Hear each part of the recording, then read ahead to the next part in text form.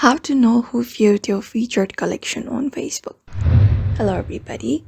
If you are wondering how, you may follow up this method. So go ahead and open up Facebook on your device.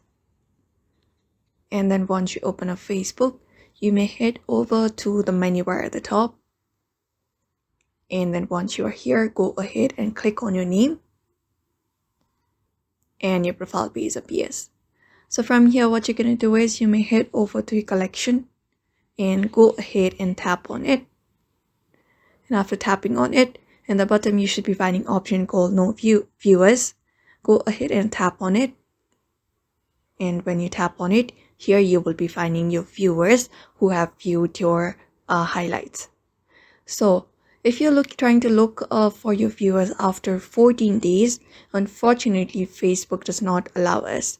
So under 14 days, if anybody has reacted to your story, this collection, or if they have done any kind of interaction with your collection, then only inside the viewers list you will be finding their name under the viewers list even after 14 days or however long.